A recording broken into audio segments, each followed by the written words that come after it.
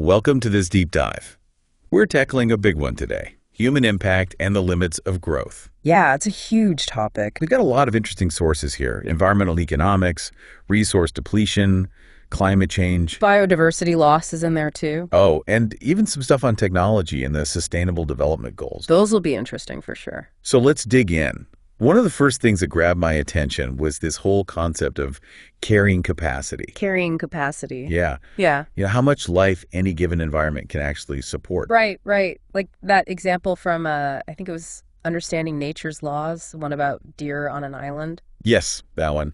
They do great for a while, but, resources are finite. Eventually they hit a wall, can't support that booming population anymore. It's like there's this natural ceiling, a limit. Exactly. And what's really crazy is thinking about how that applies to us, to humans, globally, Oh, absolutely. Yeah, we need clean water, fertile land, energy. Yeah. It's all finite. Makes you wonder about how we're managing, or if we even are managing all that well. Yeah, and that's where all this environmental economic stuff comes in, right? Yeah. Like the law of diminishing returns. Diminishing returns, yeah. Not just running out of stuff, but how much more effort it takes to get the same amount. So if you keep dumping fertilizer on your tomato plants, hoping for a bigger harvest. Exactly. But at some point, you're working way harder for just a couple extra tomatoes. Oh, that's a good analogy.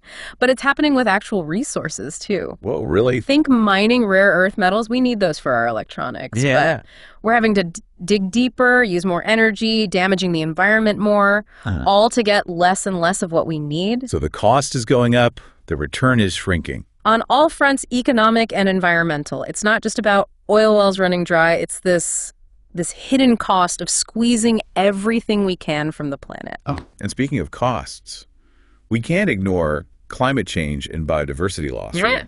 You included some pretty intense sources on those. Definitely, like big flashing red warning signs. We've pushed things too far, and those sources lay out the consequences. It's scary stuff. Climate change is changing everything. Our greenhouse gas emissions are leading to rising sea levels, extreme weather, and just disrupting ecosystems everywhere. Like a domino effect. And biodiversity loss. No. It's heartbreaking, really. We're losing species at an alarming rate, like pulling threads out of a tapestry one by one, messes up the whole thing. Good, you didn't leave us with all bad news. Yeah. There's a whole section here on technology and innovation. Is that where we find some hope? Could be. Your articles talk about amazing progress in renewable energy, sustainable agriculture, even carbon capture technologies. It's good to hear. But some of the sources also point out that technology alone might not be enough. Right. What if these solutions create new problems or just make existing inequalities worse? How do we make sure everyone benefits? That's where the Sustainable Development Goals come in, the SDGs. They aim for a future where humanity doesn't just survive, but thrives. And they want to protect the planet while doing it. So it's not about that deer on an island scenario where we hit that ceiling and crash. It's about finding that balance, making sure people and the planet both have what they need, weaving in economic growth, environmental protection, and social equity together into something sustainable. Tell me more about these goals. What are they? How do they actually work? Well, the Sustainable Development Goals, or SDGs, they were adopted by the UN back in 2015. Okay. And it's like a global plan for a more sustainable future. 17 goals in total. Pretty ambitious. 17. Wow, that's a lot. What all do they cover? Oh, everything. Ending poverty, hunger, tackling climate change. Oh, wow. Protecting the oceans. It's a long list. That does sound pretty comprehensive. But how do you even begin to address all those issues with just 17 goals? Yeah. They're all so, intertwined and complex. Right. And measuring progress. It's not exactly simple. Yeah, how do you measure something like, I don't know, environmental health or social equity? Good point. It's not just checking boxes. Each goal has specific targets and indicators to track progress. So it's more about making real measurable changes. Okay, I'm looking at this list now. Some of these goals seem connected. Like goal 7 is affordable and clean energy. That seems like a pretty important foundation for a lot of the others. Oh, definitely. Your sources really stress that interconnectedness. Like you can't solve poverty without thinking about clean water and energy. The SDGs recognize that environmental, social, economic, they're all tangled up together. It's all a big system, huh? Exactly. So let's take goal 7, that clean energy one. What does that actually look like in practice? How do we get off fossil fuels and make clean energy affordable for everyone? Well, your sources highlight some pretty cool progress. The cost of renewables like solar and wind has dropped massively lately. Really? Yeah, they're getting competitive with fossil fuels. Hmm. And a lot of experts argue that investing in clean energy, it doesn't just help the environment. Well, that's interesting. It boosts economies and creates jobs too. So it's a win-win-win, potentially. Exactly. Not just saving the planet, but making a better future for everyone. Speaking of, there's a cool example in one of these sources about a village in India. Oh, yeah, I remember that one. They're fully powered by solar energy now, cut their carbon footprint way down, and created new economic opportunities. Love that story. Shows that this clean energy transition, it's not just tech, it's social and economic too. People need to be on board. Okay, that's encouraging.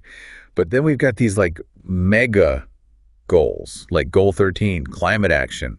How do you even begin to tackle something as huge as climate change? It's a behemoth, for sure. But your sources break it down into a few key approaches. Mitigation, for one. Mitigation. Reducing our greenhouse gas emissions. That's the big one. Makes sense. Less bad stuff going into the atmosphere. Right. Switching to cleaner energy, improving energy efficiency, protecting forests. They absorb carbon, Those are all part of it. So less emissions. What else? Adaptation. Adaptation. What's that? Adjusting to the changes that are already happening and preparing for future impacts. Oh, I see. So like accepting that the climate is changing and figuring out how to live with it. Exactly. Building seawalls to deal with rising sea levels, developing drought-resistant crops, improving early warning systems for extreme weather. It's all about minimizing the damage. So reduce what we can and adapt to what we can't.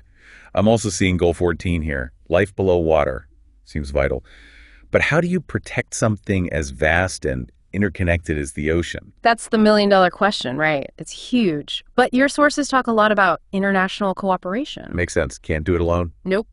Reducing pollution from land, setting up marine protected areas, managing fisheries sustainably. It's a group effort. So no more overfishing. Ideally, no. That's good. Are there any cool examples of like success stories? Oh, tons. Large-scale marine reserves, for instance, like the Papahanaumokuakea Marine National Monument in Hawaii. Huge areas of ocean protected from exploitation. That's awesome. Right. But these are all big-picture solutions. What about us as individuals? Can we actually make a difference? Or is it all up to governments and international agreements? Yeah, that's a good question. Do our choices even matter? Your sources say they absolutely do. While global action is critical, individual choices can contribute too. There's a whole section on sustainable living. It's pretty inspiring. It's about the little things we can do in our daily lives that add up. So it's not just about waiting for the governments to act. We can actually do stuff ourselves. Tell me more. What kind of individual actions can actually make a difference? So we're back, still diving deep into sustainability and these sustainable development goals. We've talked about the big picture, but let's get down to brass tacks here. What can we as individuals actually do to make a difference? I mean, it's easy to feel kind of helpless when you look at these huge global issues. I get that. But, your sources actually emphasize that even small changes in our daily lives can add up. Really? Yeah, if enough of us make those changes. It's that think globally, act locally idea. Right. Taking action in our own lives. So what kind of concrete things can we start doing, like today? Well, your sources on sustainable living, they really hammer on the basics. The basics, like what? Reduce, reuse, recycle. Sounds simple, but it makes a big difference if we're mindful about what we buy and how much we use. So being more conscious consumers. Exactly. Choosing products with less packaging, picking stuff that's durable and will last a long time. Instead of just buying cheap stuff that breaks. Yeah, and repairing things instead of tossing them out the second they have a problem. Okay, so ditching that whole throwaway culture is bringing your own bags to the grocery store. Yeah. Not using those single-use plastic water bottles. All of that. Even saying no to that extra straw at the coffee shop. Little things, but they make a difference over time. And what about transportation? I know some of your sources talk about that. Big one.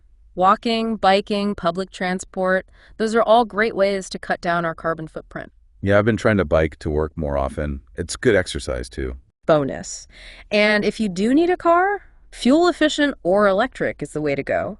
Or even carpooling. Every little bit helps. It's like breaking that habit of just automatically hopping in the car, even for short trips. Totally. Thinking about how we can get around differently.